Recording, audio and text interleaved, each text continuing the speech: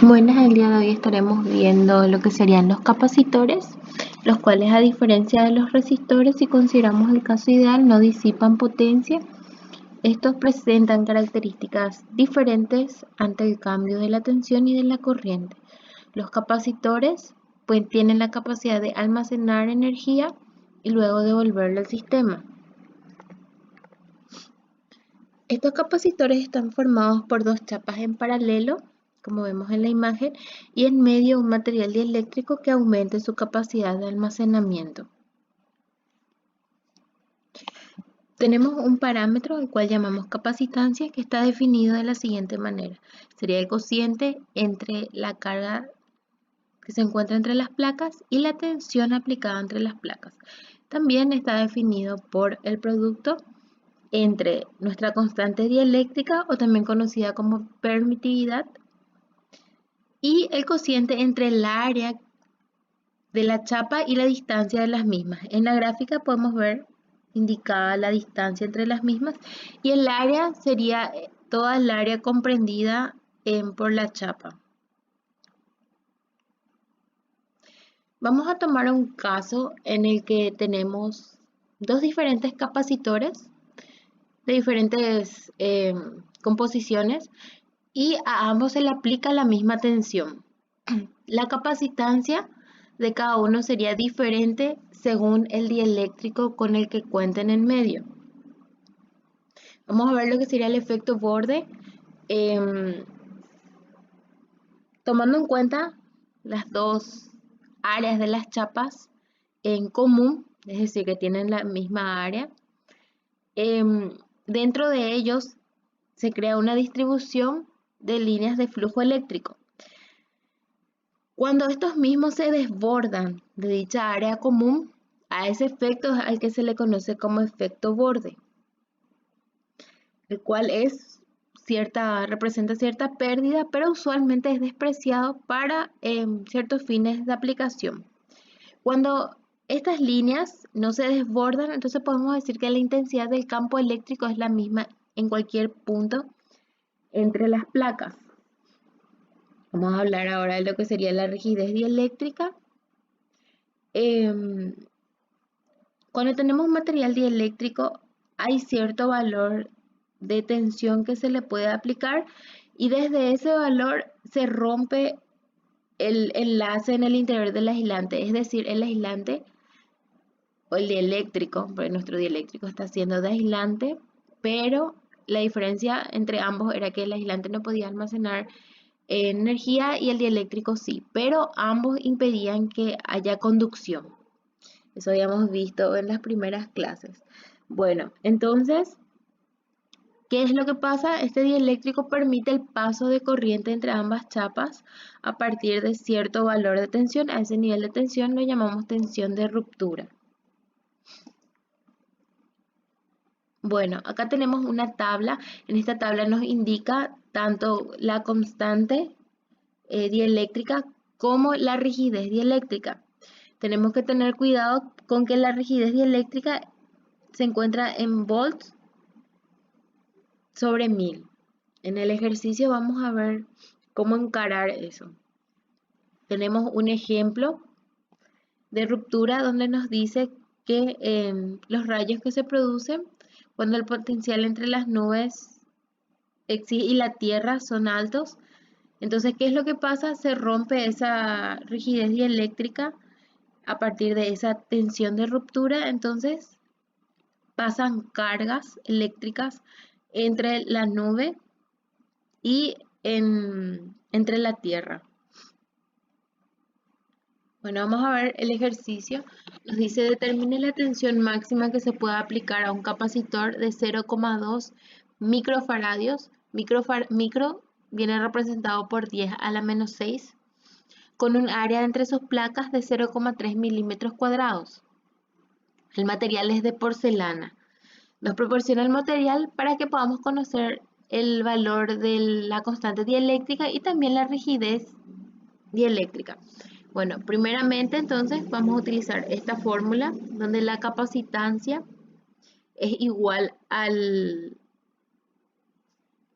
a la constante dieléctrica por el cociente entre el área y la distancia de las chapas. Entonces, nosotros utilizamos esta fórmula donde la constante dieléctrica es el producto entre la constante dieléctrica en el vacío por la relativa. La relativa nos lo proporciona la tabla. Vemos acá como es porcelana, acá, entonces nos dice 6 y es la relativa. ¿Ven? Entonces, tomamos el 6 por la del vacío y tenemos la constante dieléctrica del medio. Entonces, eso es lo que llevamos a nuestra fórmula. Ya tenemos como dato lo que sería el área y también la distancia. Entonces, finalmente obtenemos este valor y sería 76,65 milímetros. Entonces, vamos a ver la rigidez. ¿Qué valor nos da la rigidez para porcelana? Sería de 200.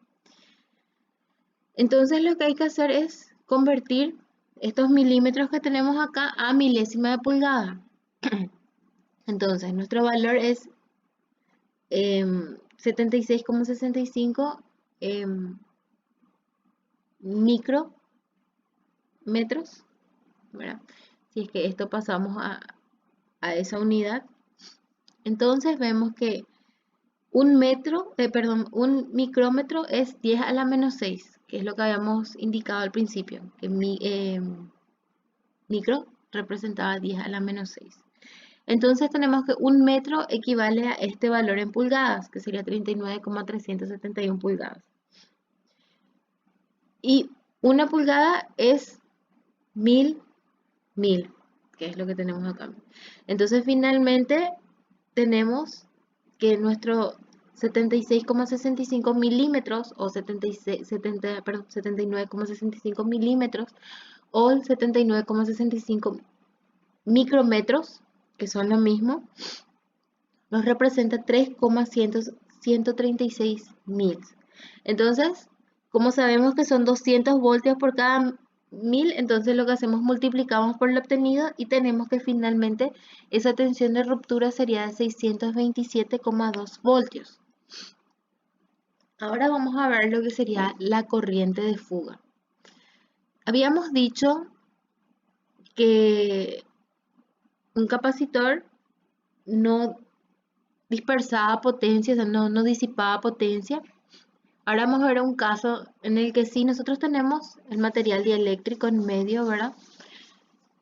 Debido a ciertas impurezas que podemos obtener dentro, nuestro material dieléctrico puede liberar cierta carga. Entonces finalmente hay una conducción entre ambas chapas, ¿verdad? Lo cual no debería ocurrir, pero ocurre debido a cierta impureza en el dieléctrico.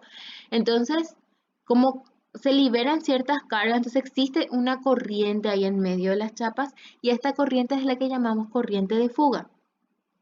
También suele ser despreciado, pero en el caso de que quisiéramos considerarlo, entonces la forma correcta es representarla por medio de un resistor en paralelo con nuestro capacitor.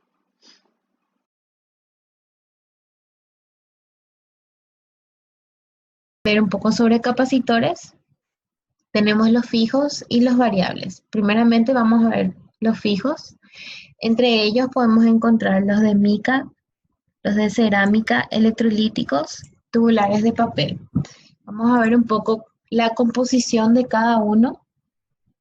Uno va escogiendo los capacitores según la característica de cada uno.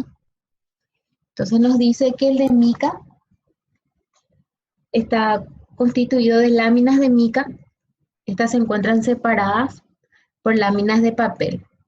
Para poder conocer el área total, debemos multiplicar el número de láminas por el área que abarca. Nos da como dato de que la rigidez dieléctrica tiene aproximadamente este valor y que tenemos una corriente de fuga muy pequeña, con una resistencia de fuga de 1000 megaohmios. Estos serían conceptos de la clase anterior, donde veíamos a qué se refiere con la rigidez dieléctrica y también la corriente de fuga. No sé si hay alguna duda respecto a eso para volver a tocar o proseguimos con la clase.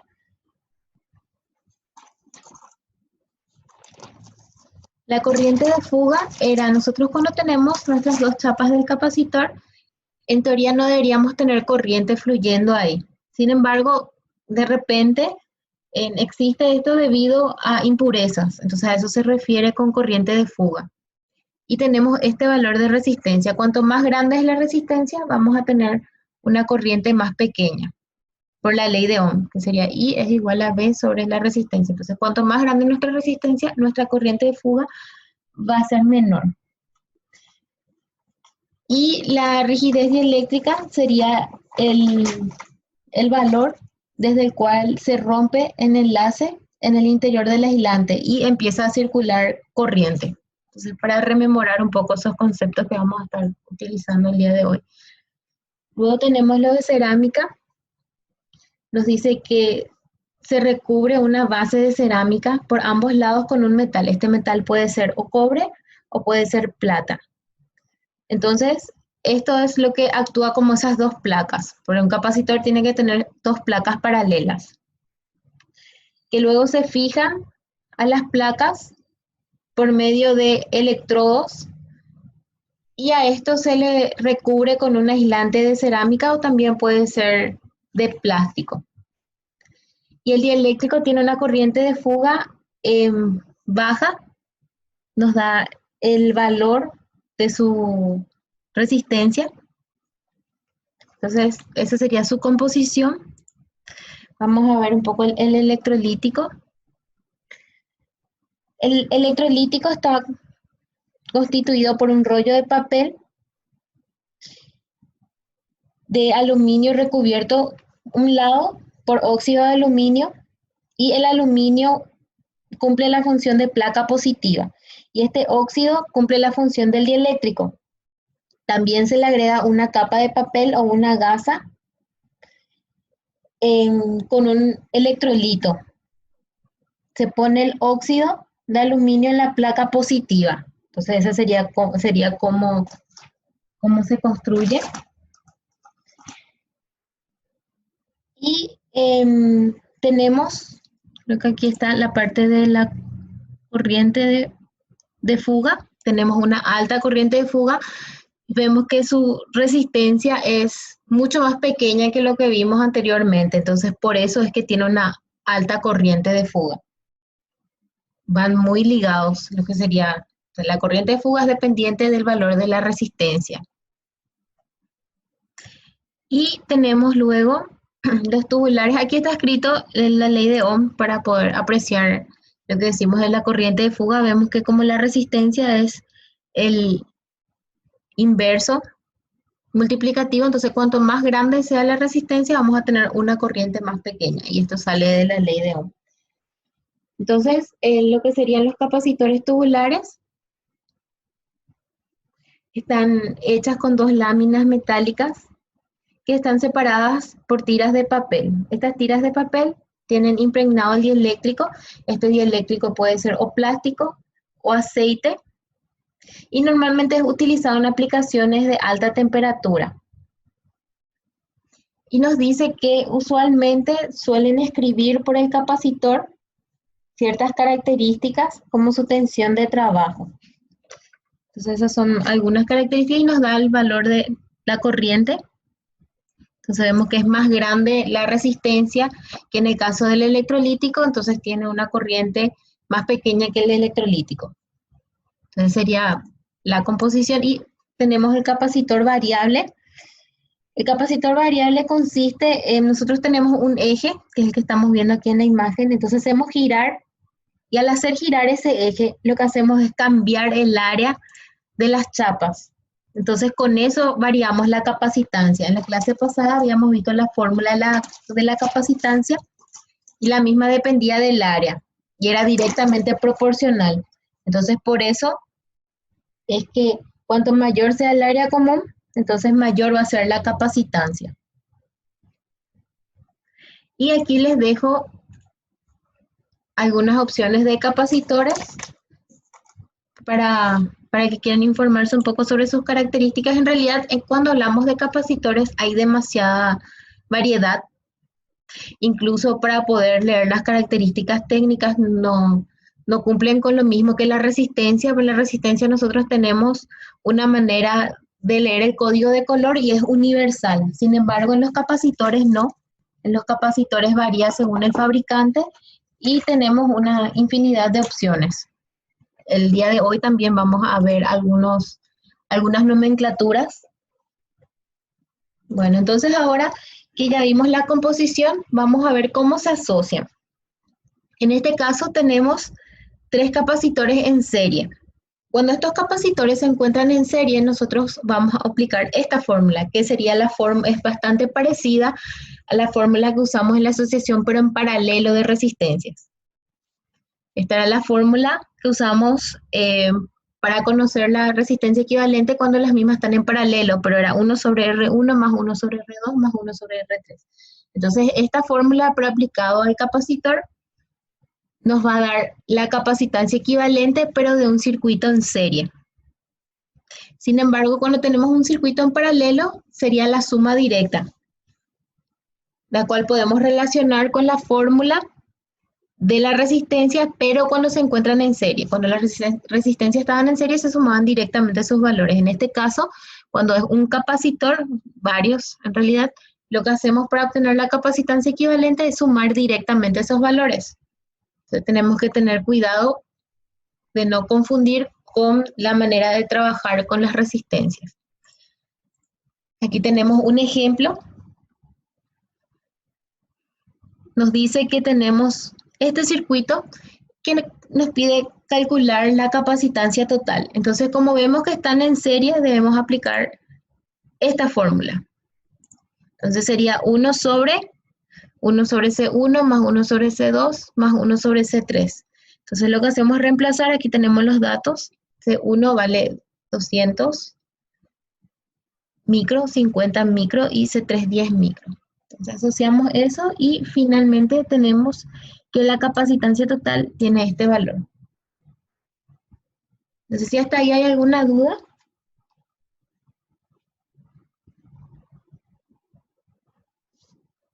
Si no, entonces vamos a ver un poquito las especificaciones técnicas de los capacitores. En este caso, vemos que tiene escrito por él estos valores.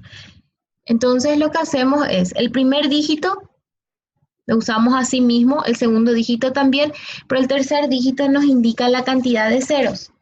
Entonces, para este capacitor, el valor sería de 3300, pero debemos agregarle el pico, siempre pico faradio cuando hablamos de los capacitores. Ahora vamos a ver este capacitor que sería el A. Aquí les dejé la nomenclatura.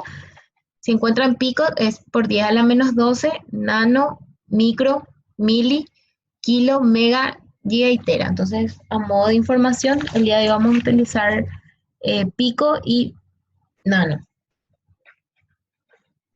Vamos a ver entonces el capacitor A. Sería este 104. Entonces, el primer dígito se utiliza así mismo, por eso le colocamos el 1. El segundo dígito, que sería 0, también lo colocamos así mismo. Y el tercer dígito nos indica la cantidad de ceros. Nos dice 4, entonces por eso agregamos 4 ceros y tenemos 10.000 picofaradios. Muy importante no olvidar el pico, puesto que no nos indica en el capacitor, pero nosotros debemos saber que siempre debemos agregar ese valor. Vamos a ver código de color. Usualmente los capacitores que utilizan código de color son los tubulares. Estos cuando son muy pequeños, entonces se dificulta escribir en ellos la característica técnica, entonces por eso se recurre normalmente a los códigos de colores. Es bastante parecido al de la resistencia. La primera banda lo colocamos así mismo, la segunda banda también, la tercera banda representa también el factor de multiplicación. Sin embargo, el cuarto corresponde a la tolerancia. Entonces, ¿cómo sería la tolerancia? Supongamos que tenemos amarillo, entonces vamos a la columna tolerancia y nos dice 40% tolerancia. Usualmente esta tolerancia es más ancho la banda de tolerancia que las otras bandas para poder diferenciar. ¿Por qué? Porque aquí a veces tenemos también dos valores, dos bandas más. Usualmente tenemos solo una, luego la tolerancia, pero puede haber el caso en que tengamos dos. Entonces, ¿qué es lo que se hace? Nosotros, la quinta banda corresponde a la tensión. Entonces nosotros vemos qué número corresponde y tenemos que colocar dos ceros luego de ese número, que es lo que nos está indicando aquí, que sería hasta 900 voltios. ¿Por qué hasta 900 voltios? Porque el blanco indica el 9, que es lo máximo que podemos obtener, sería 900. Cuando queremos un nivel de tensión superior a eso, entonces recurrimos a utilizar una sexta banda para poder superar los 900. Entonces vamos a ver un ejemplo. En este caso tenemos nuestra primera banda, es color verde. Entonces vemos aquí, color verde sería 5. Entonces color verde 5. Luego el azul, entonces vemos azul corresponde al 6, el que está aquí. El tercero sería naranja, que corresponde 3. La tercera banda, vamos a recordar que nos indica la cantidad de ceros. Entonces sería 5, 6 con 3 ceros, que es lo mismo que escribir 56 por 10 a la 3. Y siempre agregar picofaradio. Entonces ahí vimos los 3, entonces vamos a ver la cuarta banda, nos indicaría la tolerancia. Entonces vamos a ver el negro, nos da una tolerancia de más o menos 20%. Y la última banda, que sería la quinta en este caso, es la tensión de trabajo. Tenemos color rojo, que indica 2. Tenemos aquí 2. Entonces lo que hacemos es agregarle 2 ceros. Entonces nuestro capacitor es capaz de trabajar con una tensión de 200 voltios. Si nosotros tuviéramos una banda más, aquí podemos decir color rojo, nuevamente, entonces sería 2, 2 y ahí le colocamos los 2 ceros, serían 2200 voltios. Entonces, para tener en cuenta eso. Ahora vamos a ver este capacitor, que es el electrolítico. En el mismo suele venir ya indicados los valores. Vemos aquí 450 voltios y 47 microfaradios. Este sería un cerámico. Entonces, cuando encontramos esta nomenclatura, lo que hacemos sería 3, coma 3 y la N de nano. Entonces, N de nano, vemos aquí en nuestra tabla cuánto sería, 10 a la menos 9. Entonces, esa sería la forma de leer este capacitor. Existen muchos otros sistemas de lectura, incluso hay algunos capacitores que nos permiten conocer la temperatura de trabajo, pero es bastante complicado poder abarcar todos los fabricantes, porque cada fabricante tiene su propio sistema. Pero la idea de la clase de hoy es poder tener un panorama o tener una idea de cómo identificar las especificaciones técnicas en los capacitores.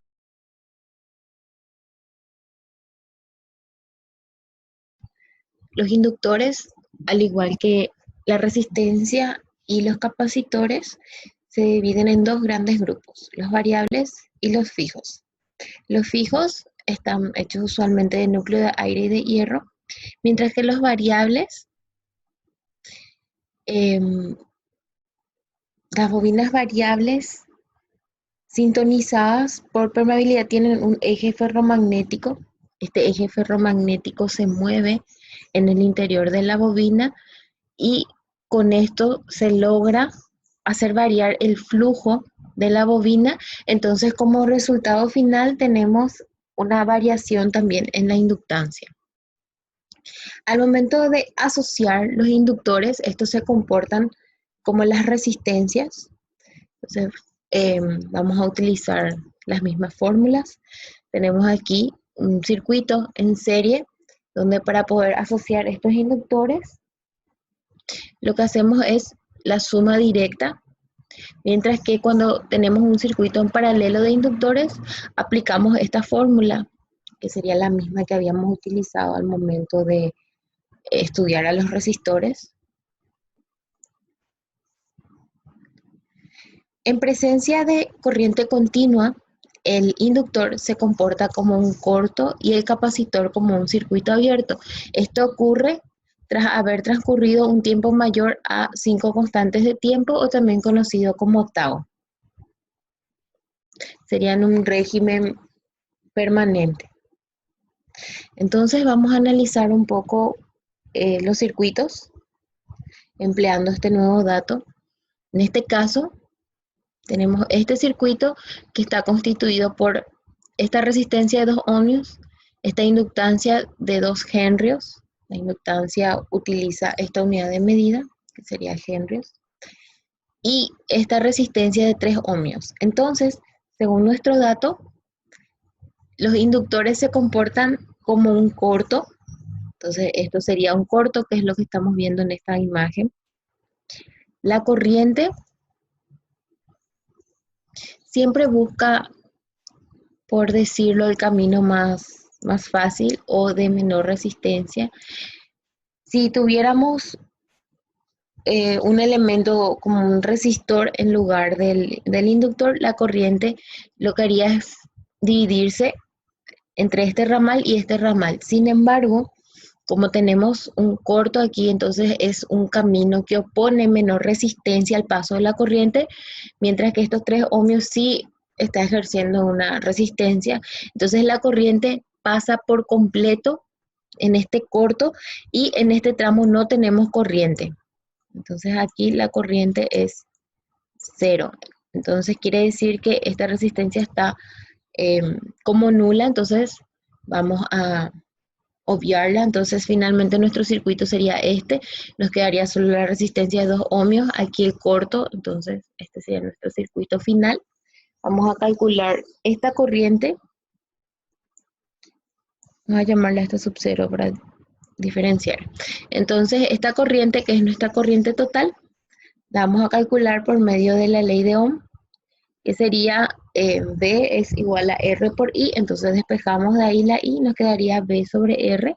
Entonces nos dice que la tensión es de 20 voltios, entonces 20 dividido la única resistencia que nos quedó, que sería 2 ohmios, y finalmente nuestra corriente tendría un valor de 5 amperios. Vamos a ver un circuito un poco más complejo. En este caso ya hemos incluido los capacitores. Tenemos un capacitor en este ramal, entonces vamos a proceder a sustituir por sus equivalentes en un estado permanente tras haber transcurrido los 5 taos. Entonces este inductor sería un corto, este inductor también sería un corto, y este capacitor sería un circuito abierto, es lo que vemos aquí. Debemos tener en cuenta que cuando tenemos un circuito abierto, como aquí, nosotros contamos con tensión, pero no con corriente, porque el circuito no se está cerrando, entonces por eso no tenemos corriente. Sin embargo, en presencia de un corto, la tensión es 0, porque este punto es el mismo punto que aquí, entonces la diferencia de potencial es 0, pero sí tenemos corriente. Entonces es un dato muy interesante para tener en cuenta. Bueno, ahora vamos a analizar. Nuevamente aquí tenemos un corto, entonces la corriente, en lugar de distribuirse en este ramal va a obviar esta resistencia porque va a pasar por el camino que menor oposición presente, que sería nuestro corto. Entonces no va a pasar por esta resistencia 5 ohmios. ¿Cuándo pasa eso? Cuando la resistencia se encuentra en paralelo con el corto. Esos son los puntos. ¿Cómo podemos decir que dos elementos se encuentran en paralelo? Cuando ambos tienen 2 puntos en común. Entonces la corriente estaría pasando por aquí. En este caso, es como que esta resistencia no la tenemos. Este sería abierto, esta parte de un circuito abierto de vía del capacitor. Entonces, nos quedaría operando esta resistencia de 3 ohmios y esta de 6, porque esta ya no existe y aquí no entra en consideración nada al momento de calcular la impedancia, es decir, la resistencia equivalente. Entonces, como están en paralelo, porque vemos que tienen un punto, 2 puntos en común, entonces evaluamos esto en nuestra fórmula y finalmente nos queda 2 ohmios. Entonces podemos reemplazar estas dos resistencias por una resistencia equivalente que tendría un valor de 2 ohmios. Entonces, eso es lo que estamos viendo aquí. Entonces, como esto está inactivo, finalmente nuestra corriente estaría circulando de esta manera. Esto está inactivo y nuestro circuito tendría esta forma. Sí. Este sería nuestro inductor en corto y aquí tendríamos nuestros 2 ohmios. Entonces aplicamos nuevamente ley de Ohm y despejando la corriente tendríamos que la misma es igual al cociente entre la tensión y la resistencia. Entonces serían 21 dividido 2, nos daría este valor, sería 10,5 amperios. Entonces ahí obtenemos esta corriente, que es la que nos estaba solicitando primeramente aquí, que sería I. Aparte de eso nos pide que calculemos I1. I1 sería la que pasa por la resistencia de 3 ohmios. Entonces, ¿qué es lo que pasa? Nosotros habíamos hecho una asociación en paralelo, entonces ahora necesitamos separar eso. ¿Cómo podemos hacer eso? Como estas dos resistencias están en paralelo, una particularidad de los elementos en paralelo es que tienen la misma tensión. Entonces, como nuestro circuito es así, vamos a dibujar una etapa previa a esa asociación en paralelo.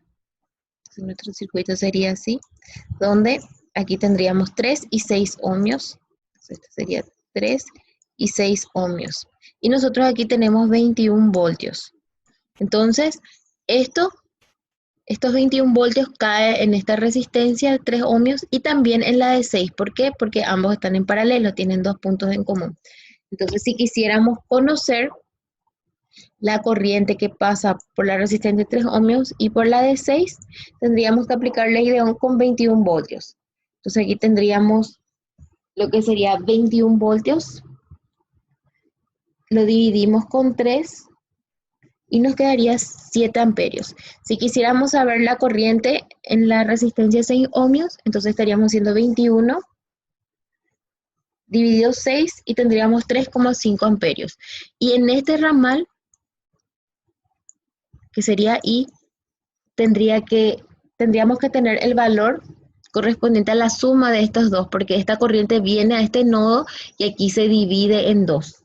Entonces, tendríamos 3,5, que dijimos que iba a ser la corriente en la resistencia de 6, más los 7, y nos da efectivamente 10,5, que es lo que hemos calculado por medio de la tensión y la asociación en paralelo.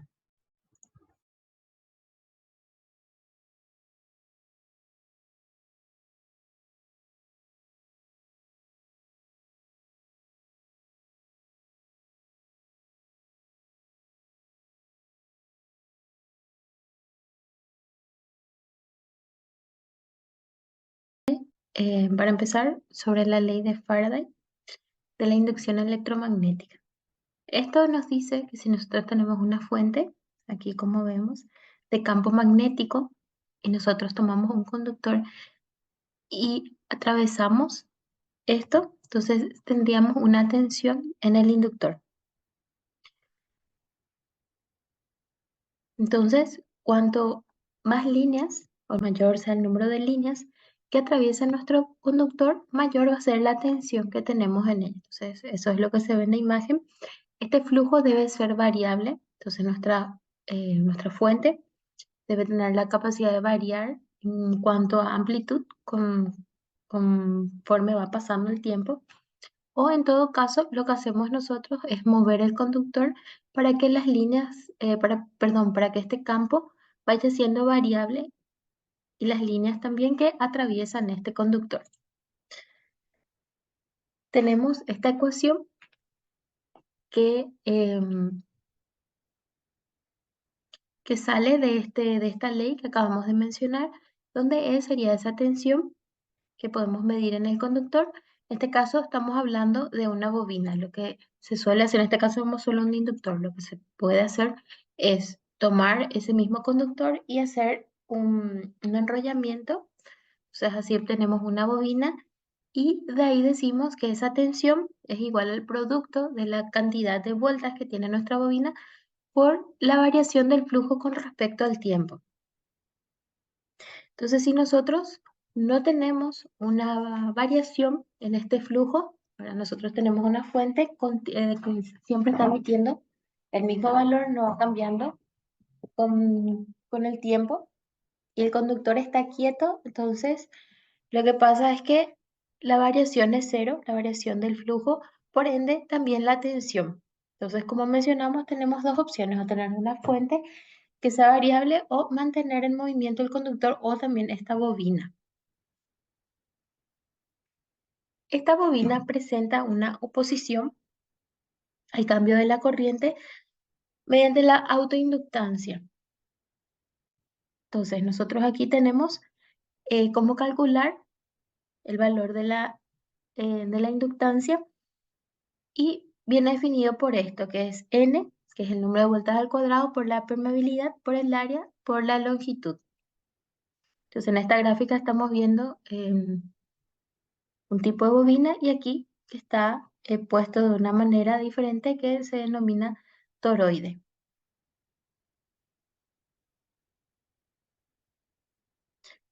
Estos parámetros que hemos mencionado, por ejemplo, como la permeabilidad, nosotros eso ya estuvimos viendo, entonces ahora lo que vamos a hacer es aplicar en algunos ejercicios. Ya hace algunas clases habíamos introducido estos conceptos, ¿verdad? Entonces, nosotros tenemos, por ejemplo, una bobina que no tenga ningún núcleo, solamente el conductor enrollado. En este caso vemos que tiene un núcleo, pero sin el núcleo. Entonces nosotros tenemos un valor de inductancia. Lo que nosotros podemos hacer es em, introducir un material ferromagnético, que es lo más utilizado, ¿verdad? Entonces ahí hacemos ciertas modificaciones. Tenemos esta ecuación, por ejemplo, ¿verdad? Si nosotros tenemos un cambio, es decir, tenemos una bobina sin núcleo, pero luego le introducimos un núcleo, entonces para conocer el nuevo valor de la inductancia, porque acabamos de modificar ese valor de inductancia, lo que hacemos es multiplicar la inductancia original sin el núcleo por la permeabilidad relativa. Entonces, la permeabilidad relativa es el cociente entre la permeabilidad del medio dividido la permeabilidad en el vacío. Entonces, también son conceptos que estuvimos ya viendo. Entonces, vamos a hacer algunos ejercicios, ¿verdad? Nos dice, encuentre la inductancia de la bobina. En este caso es de núcleo de aire. Entonces, tenemos aquí el dibujo, nos da los datos, la longitud es de 100 milímetros, tiene 100 vueltas y el diámetro es de 4 milímetros y el material es aire. Entonces, vamos a calcular el área, que es pi por diámetro al cuadrado sobre 4, entonces el diámetro es 4 milímetros, que es lo mismo que 4 por 10 a la menos 3. Esto lo elevamos al cuadrado, multiplicamos por pi, dividimos con 4 y así obtenemos este valor que corresponde al área. Para conocer la inductancia, entonces aplicamos la ecuación que vimos aquí. Entonces empleamos eso, en este caso en el vacío, perdón, en el aire. Entonces es n al cuadrado, que es 100 por este valor de la permeabilidad en el vacío, en el aire, es una constante. Entonces debemos manejar ese valor por el área que calculamos aquí y la longitud nos dice 100 milímetros. Entonces esto pasado a metros 0,1 y tenemos que la inductancia es de 1,58 microhenrios. Entonces ahora se le acaba de introducir un núcleo de hierro. Entonces, ¿cuál es la ecuación que debemos aplicar? Esta que mencionamos, donde al aplicarle este cambio, esta modificación física de agregarle un núcleo, lo que hacemos es variar el valor de la inductancia, cambiamos ahora ese valor. Y para conocer el nuevo valor, multiplicamos la permeabilidad relativa por la inductancia inicial. Entonces nos da como dato que la permeabilidad relativa es de 2000. Entonces podemos decir que ahora la inductancia tiene un valor de 3,16 milihenry. Entonces elevó el valor de su inductancia. Cuando hablamos de una inductancia, ¿verdad? Idealmente esta no disipa potencia, ¿verdad? Sin embargo, esto, de cierta manera, todos los materiales disipan un poco de potencia, ¿verdad? Entonces, por eso se introduce la resistencia como un circuito equivalente. Y a esto se le denomina modelo práctico equivalente para un inductor. Pero si vamos a ser más estrictos, también necesitamos incluir un capacitor. ¿Por qué incluimos este capacitor? debido a que tenemos capacitancias parásitas. Eso se debe a que como es un bobinado, esto genera, ¿verdad? O se puede observar una presencia de, de que estos conductores o estos aros quedan en paralelo. Entonces, al tener estos dos aros en paralelo, entonces se presenta un efecto de capacitor. Por eso tenemos capacitancias parásitas, porque nosotros no estamos deseando ese efecto. Sin embargo, por la construcción del mismo, se presencia entonces, tenemos así un modelo completo equivalente donde utilizamos la resistencia que representa la potencia que sí se disipa y este capacitor por las capacitancias parásitas. Entonces tenemos aquí algunos símbolos, ¿verdad? Algunos símbolos de los inductores. Por ejemplo, este es del núcleo de aire. Cuando tenemos de hierro, entonces le hacemos este dibujo aquí. Y la última es la de permeabilidad variable. Estos son los símbolos de los inductores. Nosotros, en el caso de los transformadores, por ejemplo, utilizamos un devanado con un núcleo de un material ferromagnético. Entonces, para ese caso, se suele aplicar también esta ecuación de la tensión para poder conocer, ¿verdad? Los valores que tenemos en el primario y en el secundario. Entonces, esto sería un principio de lo que luego se aplica.